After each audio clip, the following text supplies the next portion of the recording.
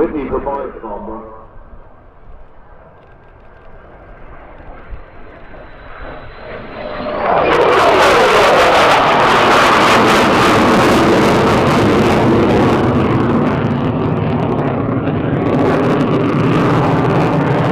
Turkish avionics, glass cockpit, full glass cockpit, touchscreen, integrated modular display, 4 access dual redundancy automatic flight control.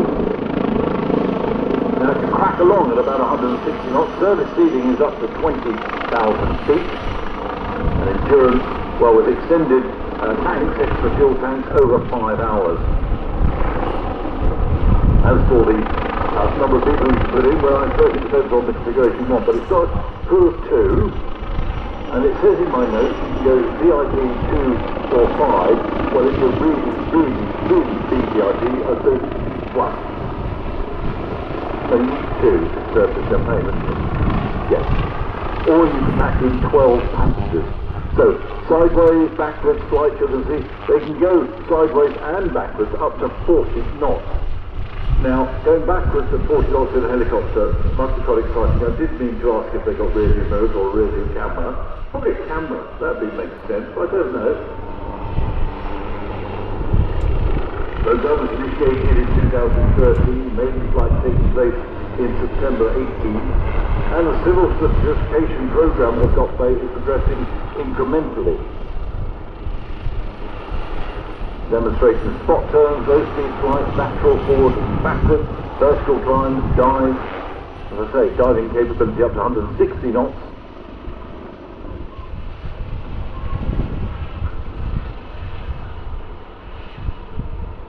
That main rotor diameter, 43 feet.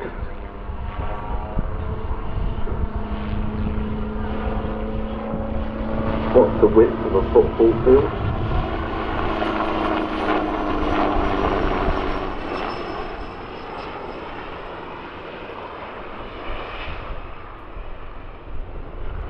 The fact that all the avionics computers, both hardware and the software designed and developed by Turkish companies, means that the customer requested modifications can easily be incorporated.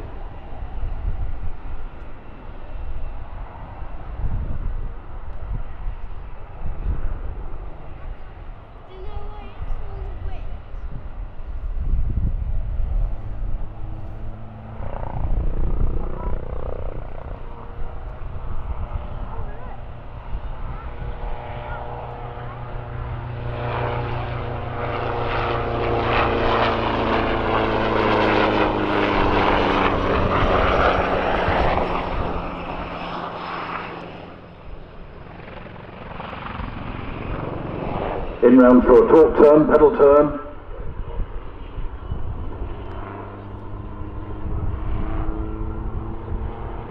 So helicopters don't have rudders. They've got the pedals, same as a fixed wing, but you don't talk about going on the rudders if you go on to rudders, that's there. The rudders, they're called pedals, pedal turn, straight into a quick stop and hover. It's going to hover in front of us. The ending is flight with a slight bow towards us. It comes down to a little bit lower, nice in the middle of the display line here.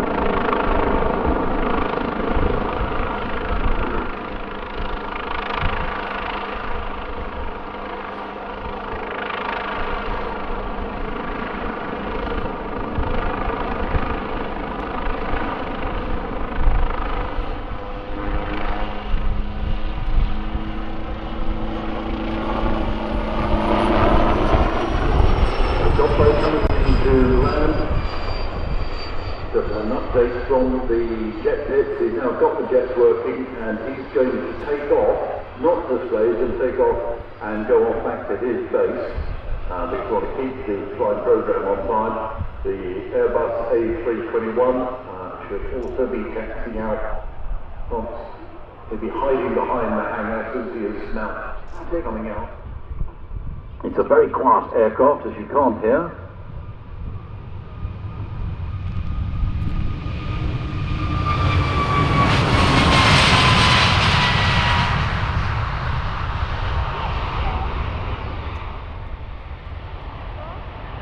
There's a deep pullback then to move away to the display line, climbing up to around about, over 500 feet, can turn around and come back at 500 feet.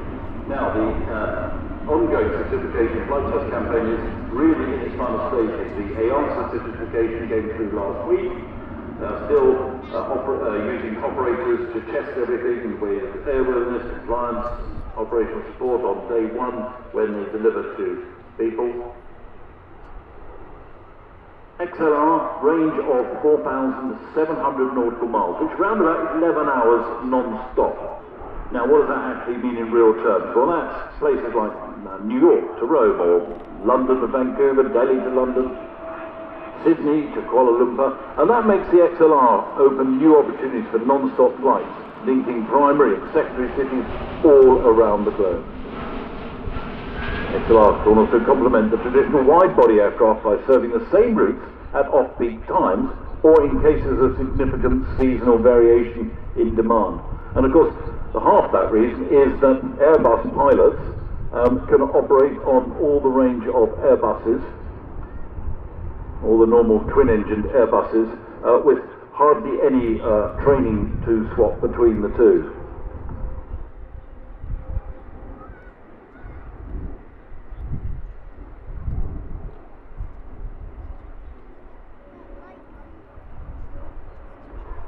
So the cockpit is designed so pilots can fly multiple types, things like the A318, the 90, the 320, 321, the Neo variants are all covered on one guy's ticket, or lady's tickets.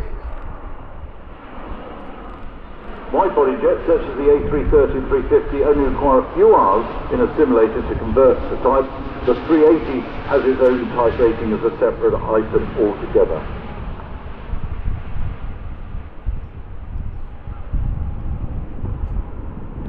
Has a higher maximum takeoff weight for the longer range with increased payload. New permanent rear center tank has been placed in. That carries 12,900 litres of extra fuel. Obviously reinforced landing gear and nose gear for the increased maximum takeoff weight. Cabin ventilation and insulation and heating controls are also enhanced for high altitude and long range flights, and they're also using a mix of sustainable fuel.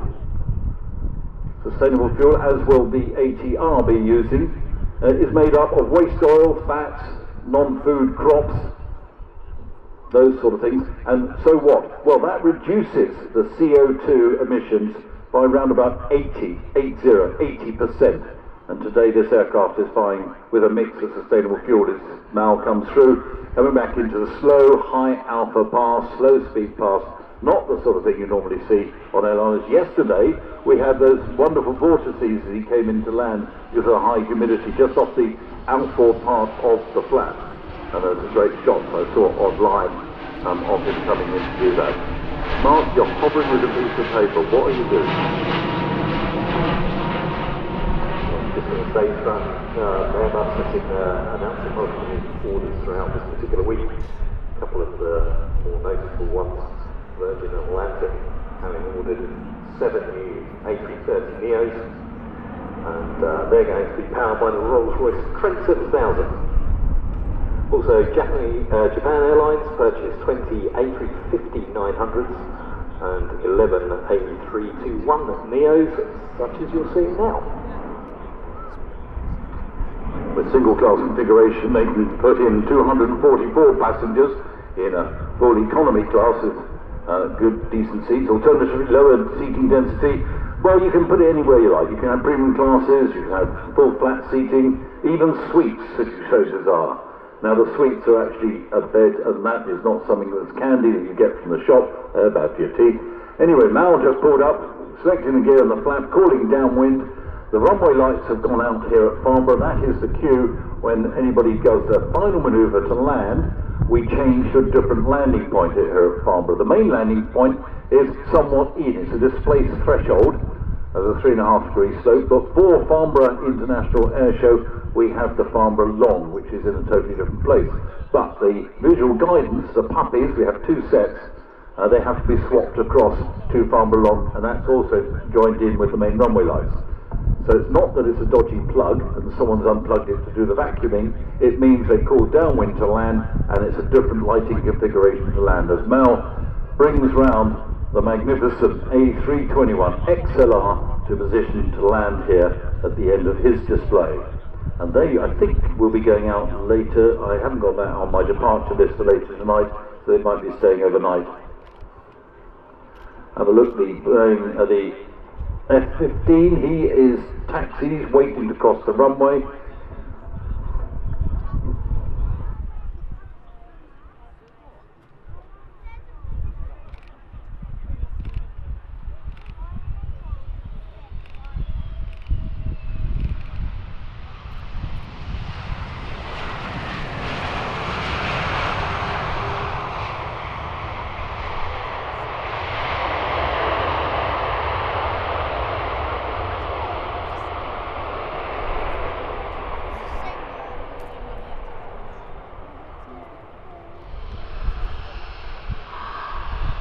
Over 20,000, maybe 23,000. I'm saying for something over 23,000 total orders for Airbus, maybe a bit more. We just think it's about 24,105. That's amazing, isn't it? Of which 15,526. So it's quite a backward as well. That's good. So, F-15, we are going to backtrack to the F-15, give you a chance to see it. Now, this is going to be slightly ear-dependent on. The F-15 will taxi down the runway. This is the scene configuration, not going to be stored on it, because soon we're going to hear something like 47,000 pounds of thrust to be unleashed.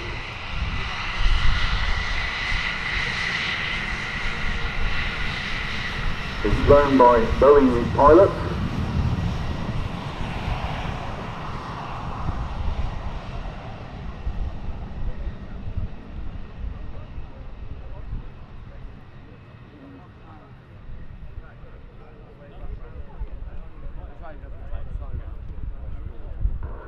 Boeing company proud to be partner with the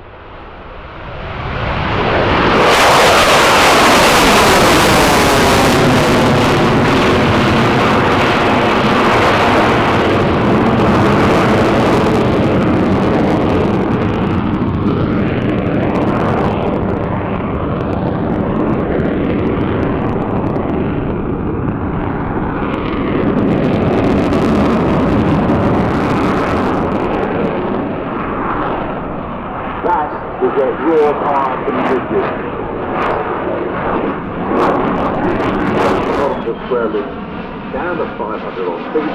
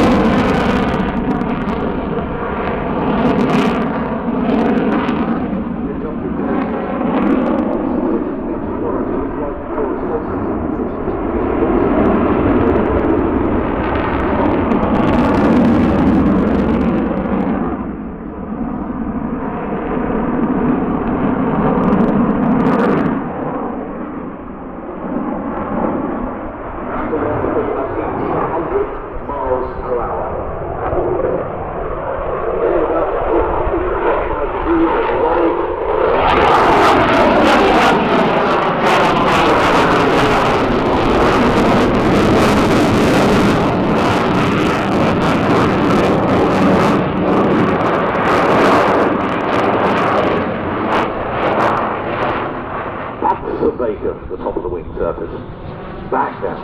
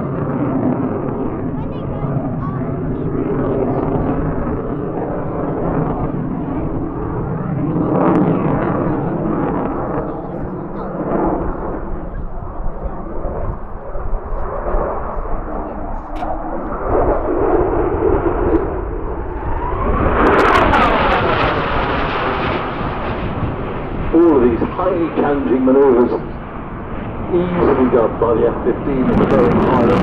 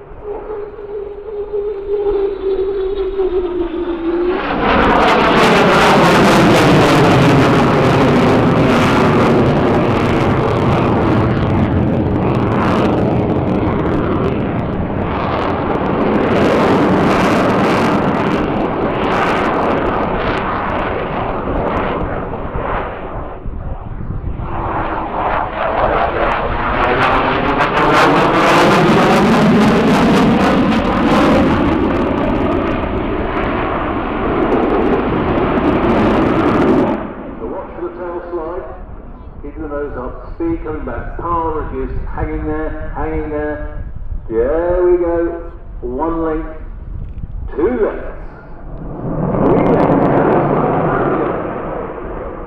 This mighty beast. 31,000 pounds weight.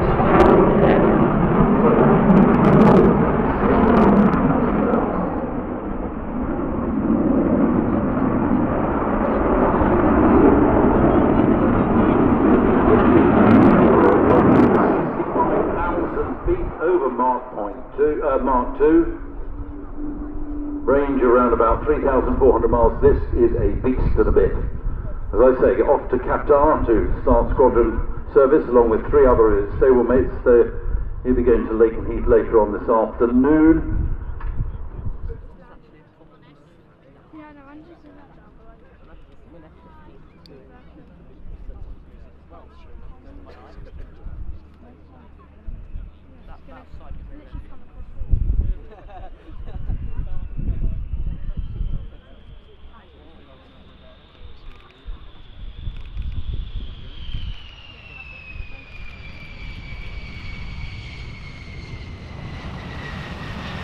There it is down, that magnificent beast.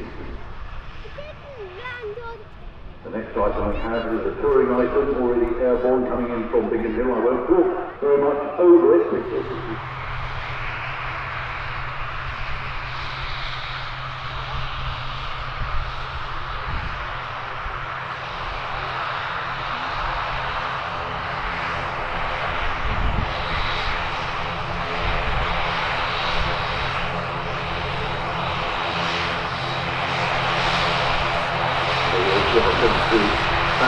to line up and take off.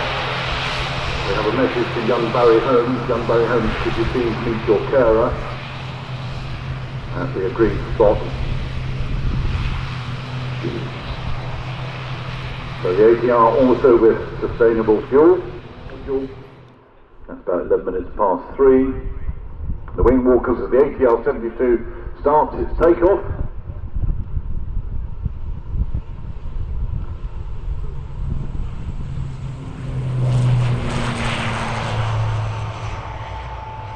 ATR, one of the world's premium regional aircraft manufacturers, for the below the 60, the 90 seat numbers. This is the showcase aircraft, the test aircraft today, the ATR 73-600. Now the family, the ATR family, incorporates both the 42 and the 72. High wing, you can see that, 6 to 8 inch, you probably can't see that, twin prop aircraft designed right from the start for efficiency. And efficiency therefore gives low fuel consumption and therefore reduces the CO2 emissions. And that helps with operational flexibility.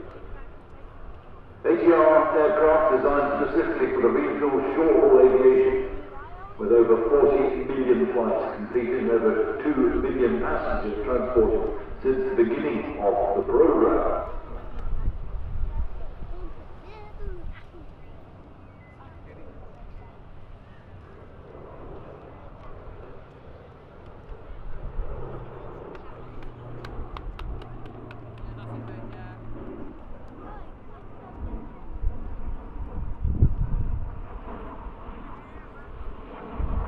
ATR is a joint venture between Airbus and Leonardo, created way back in the early 80s, 1981.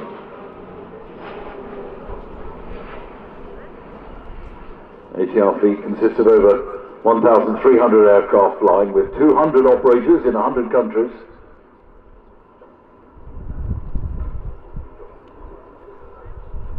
ATR aircraft burn 45% less fuel than similar regional aircraft. Now, this aircraft is flying with a blend of sustainable aviation fuel, and ATR was the first ever manufacturer to fly a commercial aircraft with 100% sustained aviation fuel in both engines. Well, it wouldn't have been both engines, it would have been both tanks, and eventually through the engine, I'm guessing.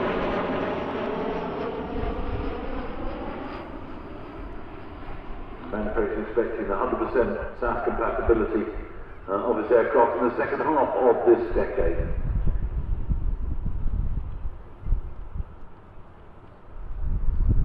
As I say, the family, ATR family, goes right back to January 86.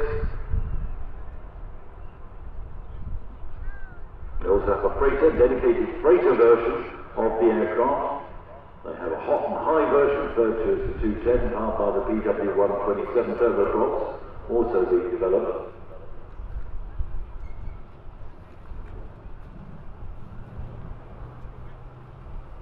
So the freighter version, the cabin windows have been deleted, the doors being strengthened, large cargo doors incorporated in the forward fuselage with a further cargo door fitted in the rear. This one is not the freighter version, obviously. Features a spacious modern cabin.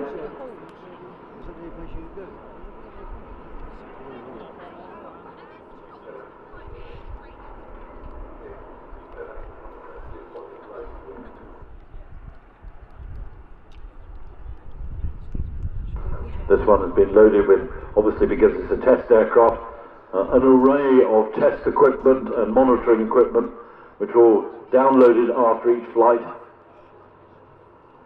Advanced sensors, computers measuring and analysing flight data, testing out new systems to guarantee a performance and state of art of the aircraft with the flight experience in the envelope. So constant data gathering. It's quiet. It can operate from, well, all sorts of strips around. You can see them around in the Caribbean, remote islands of Norway. So there you've got the hot and you've got the cold.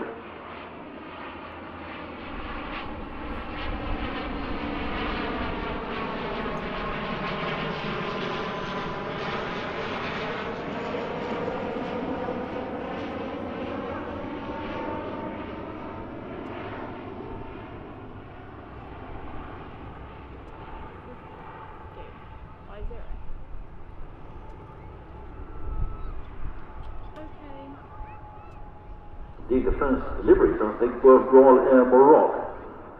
That's quite a few years ago, I think 2011, something like that.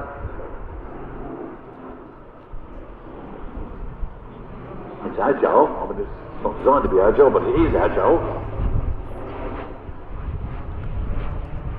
Launch order for the freighter came from FedEx. The requirement of 30, with options for a further 20. The Dash 600 freighter entered commercial service 4 years ago. A number of maritime patrol and anti-submarine warfare versions have also been developed for various air forces and navies. Pratt & Whitney of Canada producing the thrust, 2,750 shaft horsepower. Farnborough.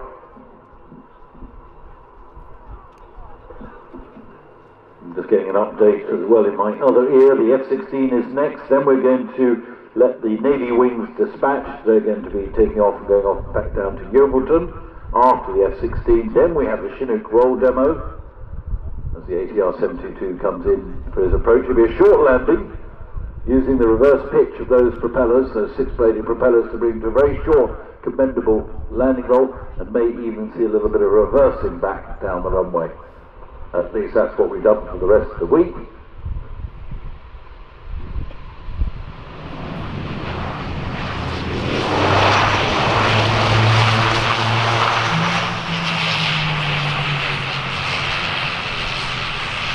Now that is a very, very short landing run round into the river. And now back to the forward thrust. When you're reversing an aeroplane, so you're using jet engines or turboprop, and you want to come to a halt, you don't put your feet on the brake, because that's at the bottom straight on the runway, you put it back into forward thrust.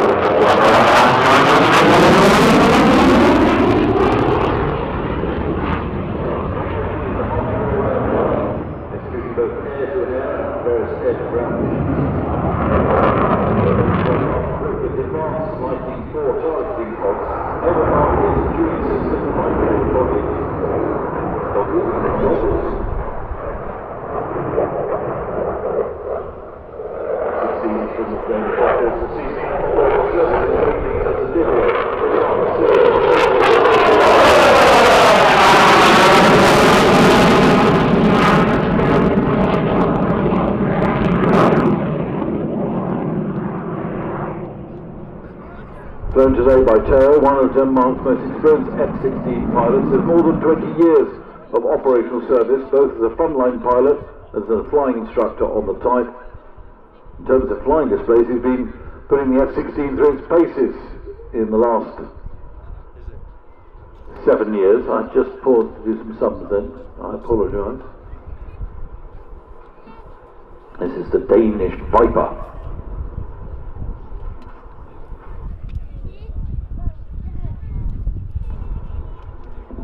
Fighting Falcon, of course, the fastest predatory bird. It's a lightweight, agile aircraft. It comes back in from the right. Positioning, I think, for the slow speed, high alpha pass. Down the display line, speed draining off the pitch, picking up, the nose going higher and higher as he slows down, higher angle of attack, just sitting, waiting to unleash that raw power which he would do down on the left-hand side of the display line. to climb away, just whispering past. The Falcon ready to be unleashed. The wondrous burst of power shortly.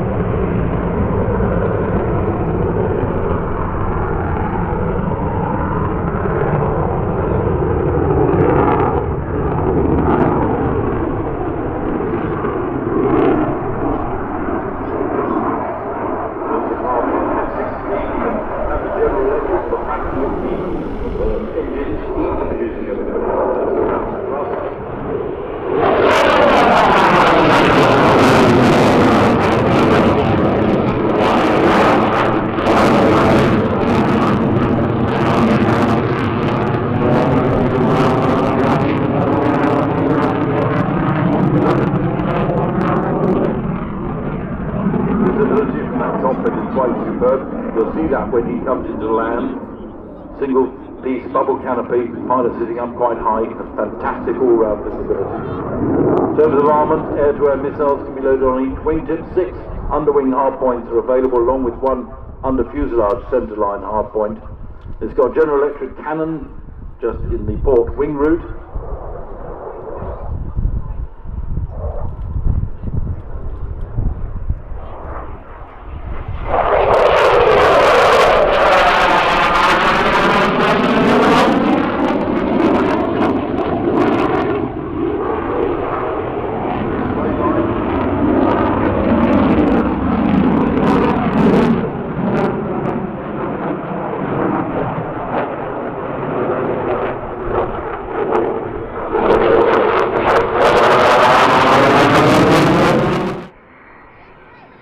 Now for a dirty roll, the gear and the flap extended, not a lot of speed, soon to pitch up and roll, and when inverted, retracting the gear and power away.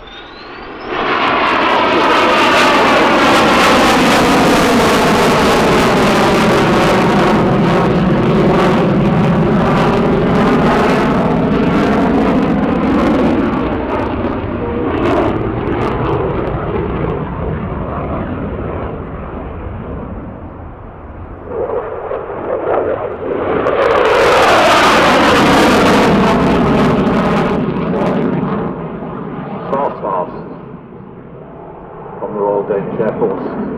F-16 Fighting Falcon.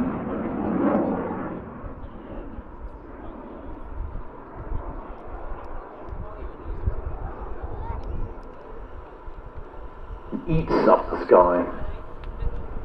Bear in mind, it's the same sort of age as the F-15. Low.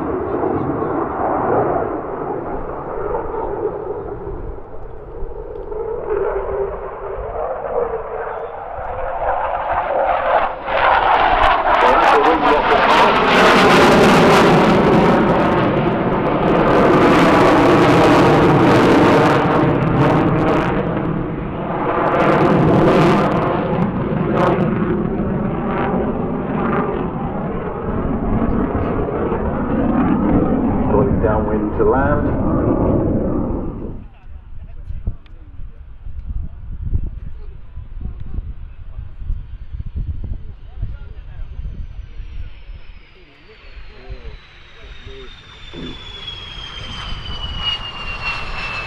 Wonderful display. Very nice indeed. So now we're expecting to get to the But now it's time to prepare ourselves for one of the highlights of today's flying display. So ladies and gentlemen, boys and girls, please turn your eyes to the sky for the 2024 Royal Demonstration. You can see the first approaches from pilots carrying a battlefield gun and one of its three underslung lasers. Flying captain the aircraft today is Flight Lieutenant Gökbey, known to us as Keith. Keith has more than 1,000 hours of service, which he's cocked up on numerous operational deployments, including Oxford and Ababil in Mali. Today the Chinook will simulate conducting an essential weapons job close to the front line. Under the watchful eye of Sergeant Lawson, JHSS have wrecked the landing site and marked with smoke. And not only does this identify the drop-off area, but also gives Keith an appreciation of the wind direction and sink. Once safely on the deck, the JHSS team will then leave the aircraft in order to attach the Land Rover and provide mutual support, ahead of moving onwards to its battlefield location. Having now successfully got the gun, Keith will manoeuvre the aircraft forward and down, away from the load, to allow the troops to disembark and set up in a defensive posture. Also a training captain joining Keith in the front today is one of the squadron's deputy flight commanders, Flight Lieutenant Luke Day. Luke was fortunate enough to join the IF on his second attempt after failing to be accepted as a dentist. In his spare time, Luke enjoys conkers and is the undefeated RAF Odium Conkers champion. Next, the aircraft will conduct an over-the-shoulder departure. This is a dynamic manoeuvre used to quickly move away from threats in front of the aircraft. As the aircraft climbs and builds rearward momentum, the lower ballistic protection is presented towards the threat. The aircraft's nose is snapped round to give the crewmen effective weapon arcs should they be required to defend the aircraft, its crew and their passengers.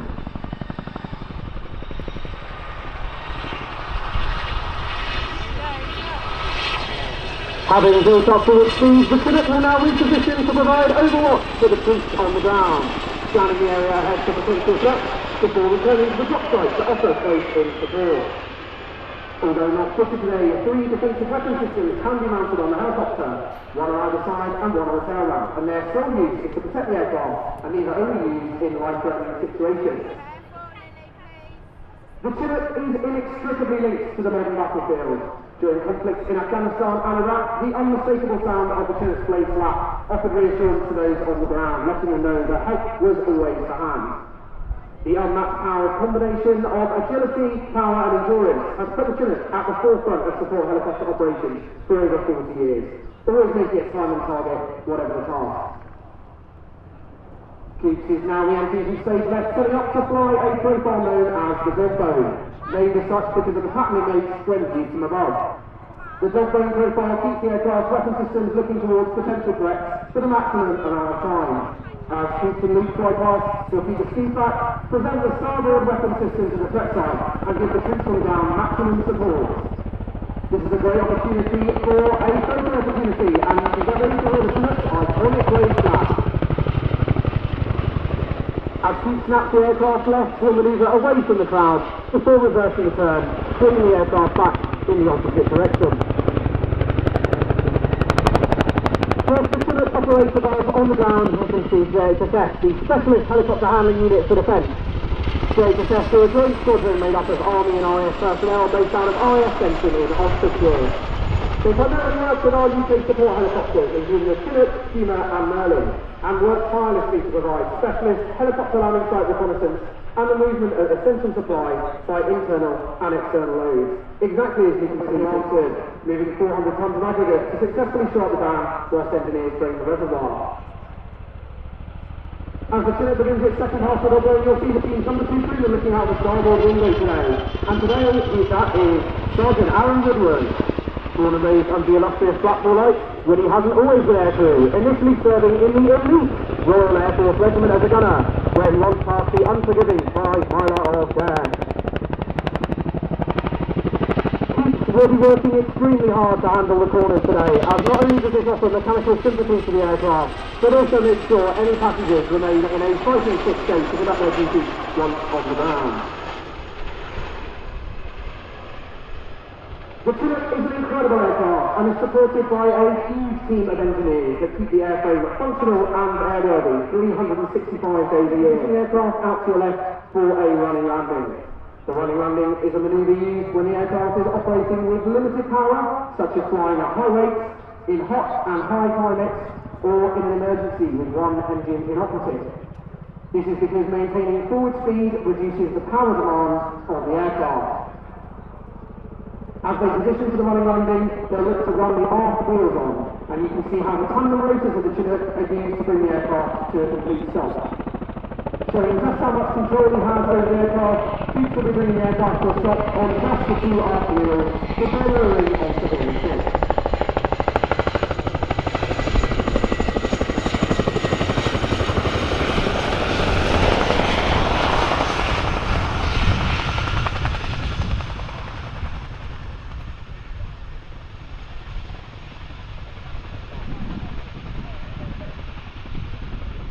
The Chinook can carry a wide range of vehicles internally, including armoured fighting vehicles, motorcycles and quad bikes with trailers.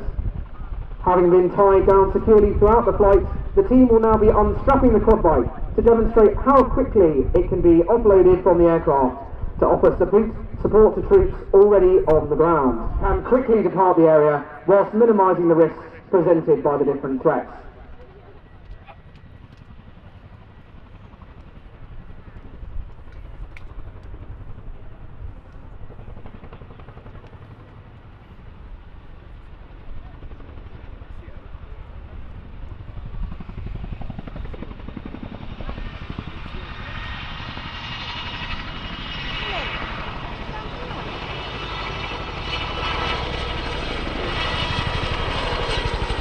As the aircraft repositions once more, the team would like to express our gratitude to our air operations staff to ensure all of our training runs smoothly, the logisticians to ensure spare parts and fuel are where they're required, and the air traffickers we work alongside to ensure safe landings every time.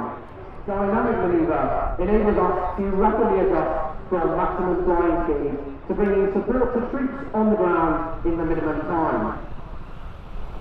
Fuchs will be setting the aircraft up at 140 miles an hour, and he will then rapidly decelerate the aircraft by flaring and turning with the pedal. This forces the side of the airframe to act as a windbreak. After the nose down pit stop, the Chinook will be expeditiously manoeuvred forward and down to recover the troops on the ground.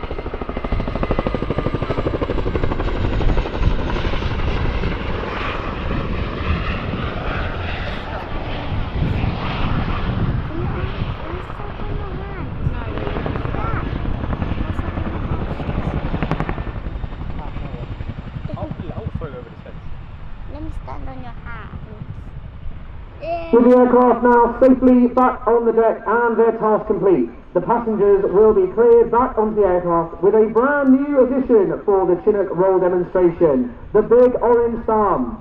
Wearing the thumb today and operating at the #1 crewman position is Warrant Officer Fabien Chassoir. Fabien is our French exchange crewman, having been operating with the squadron for the last 2 years, proving that the famous Entente Cordiale is still going strong. Woody and Fabian are now working together seamlessly to secure all personnel and freight in the cabin before giving the all clear to climb to coops and loop in the front. As the aircraft gently corkscrew climbs into the hover, the crew will open the ramp and give our crewmen the best seat in the house, and as Sav dons the iconic orange hand to wave us all a final goodbye. Farnborough, can I ask you all to put your hands in the air and give a huge wave to the team? We love seeing your photos and videos, so if you've taken any good ones today, we'd be very grateful if you can tag us using the hashtag #BlazeFlap. On behalf of myself and the entire Chinook Roll demonstration team, thank you for watching. We hope you enjoy the rest of your day and look forward to seeing you all again very soon. So for one last time, please put your hands together for the 2024 Chinook Roll demonstration team. Well, thank you very much indeed. Please do thank the team when you get back to Odeon. I guess you're driving, so they'll be back before you. But please do thank them for the whole week they've done here at Farnborough, especially for the atrocious weather yesterday that the guys had to deal with.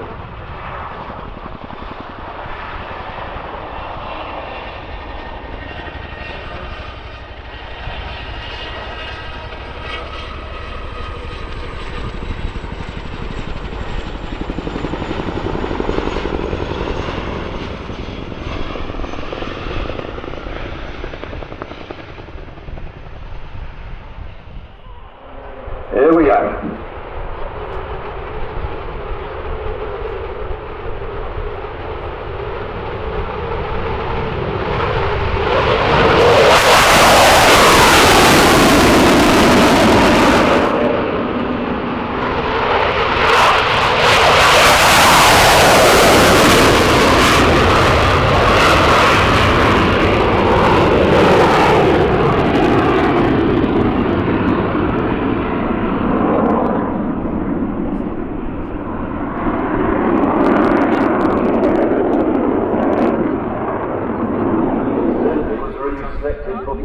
Version of Eurofighter. However, here at Farnborough in 2002, the Royal Air Force held an official ceremony announcing the name would be adopted for our own aircraft.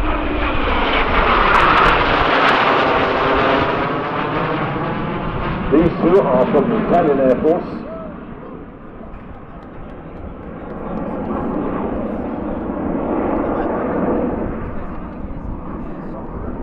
Today, the Typhoon has attracted 680 firm orders, with some 603 airframes. Stratofortress is manned by a crew of 6, mostly pilot, co-pilot, navigator, radar navigator, ECM operator and gunner.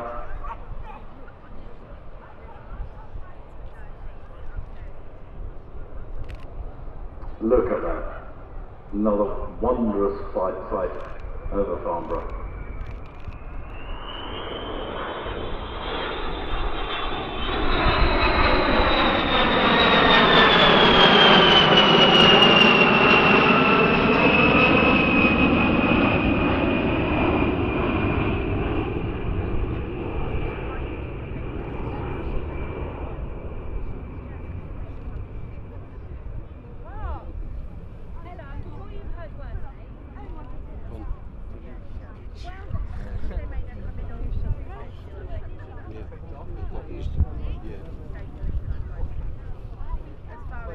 YouTube pictures, isn't it? It shows them the YouTube pictures as well when there's a Falcon flight, isn't it?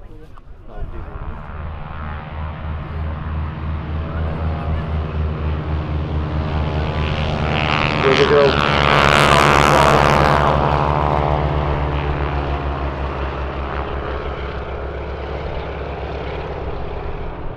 Oh, taking off. Upside down in the wing. What on earth does your life perspective look like that? Oh my gosh!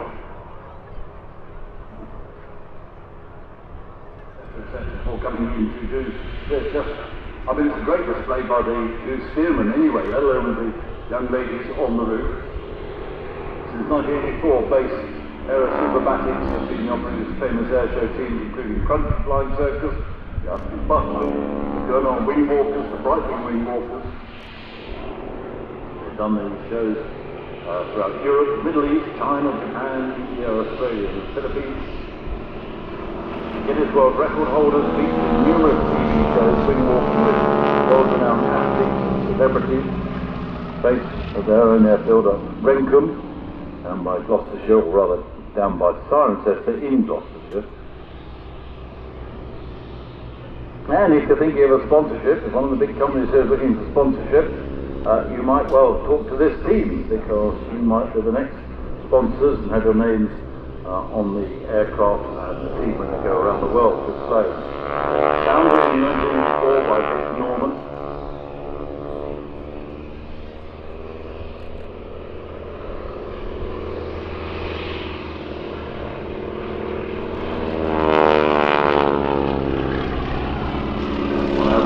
Around 60 public displays a year,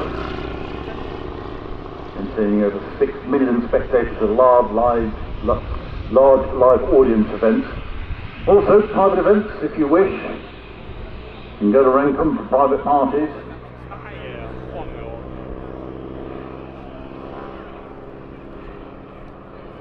The aircraft, 1940s Boeing Stearman biplanes. Now what you're going to see is manoeuvres, including loops, rolls, full turns, vertical flight, all reaching speeds about 150 miles an hour, forces up to 4 times the forces up to 40.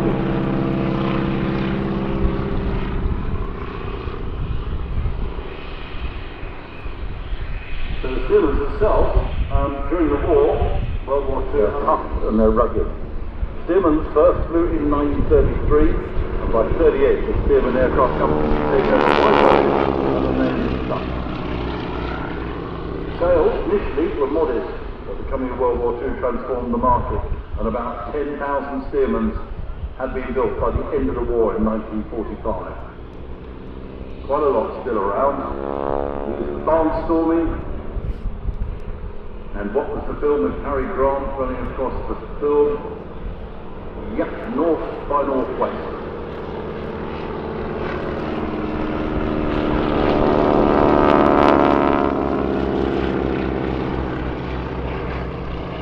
Fuselage is a welded steel tube, and the wing spars and ribs are made of wood, both covered in fabric.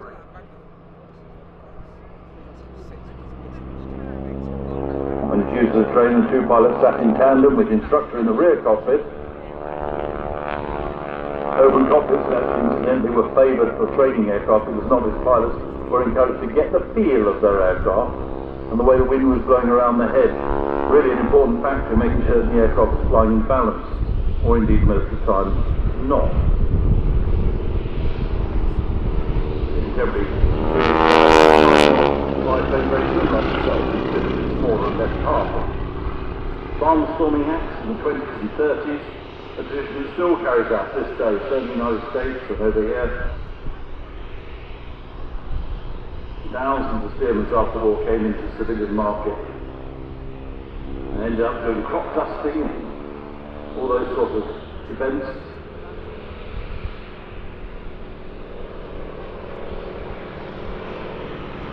Waving at me, I'll wave back. There, darling.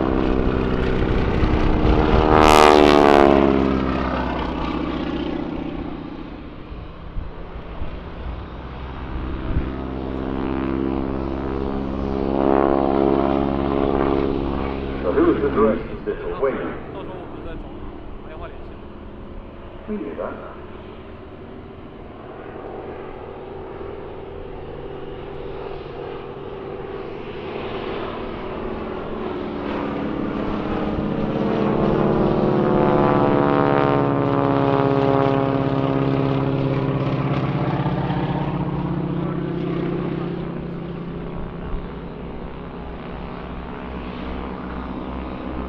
Well, one of the team up here has worked out that Alfred Hitchcock was directly the other person who seems to have never heard of the film at all. Cary Grant with a Stearman with a machine gun.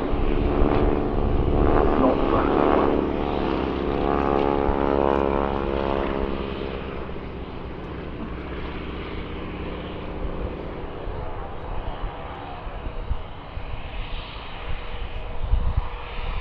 So if you're thinking of getting your company involved in sponsorship, AeroSuperBatics, quite happy to talk to you, and always looking forward to sponsor, or indeed the sponsor after that.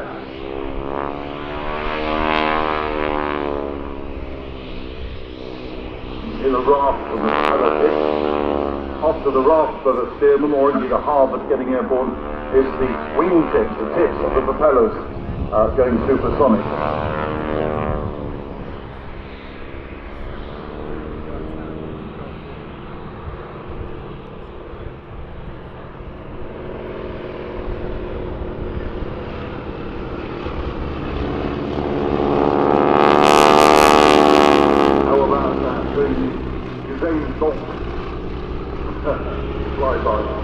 Now they have passed from one aircraft to another, a baton before, one flying inverted, the other right way up.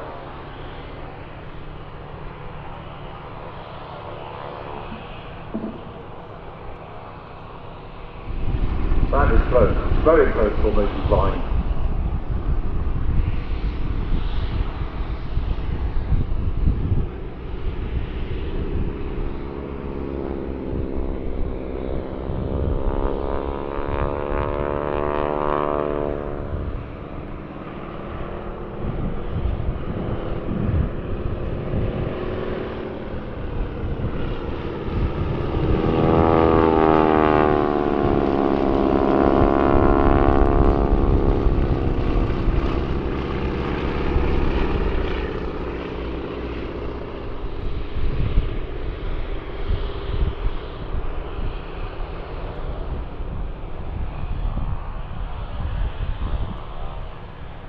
29 pounds and pounds of thrust to start the final display here at Farnborough 2024.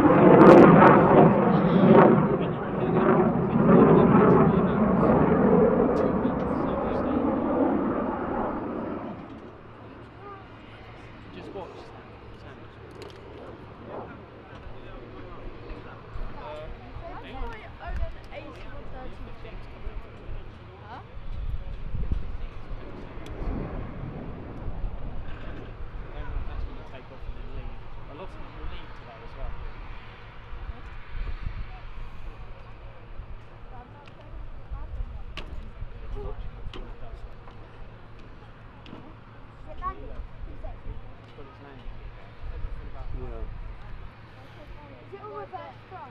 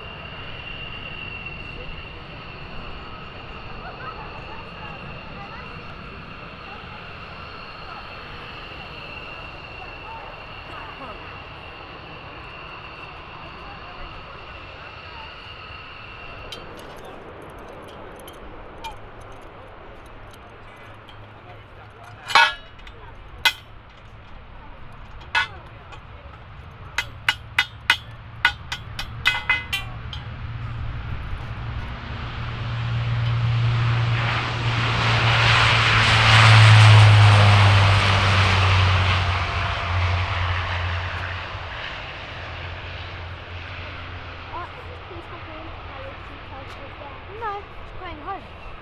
What? She's staying home. The A321 is going home. Yeah, Going back to America. So sad though, wasn't it?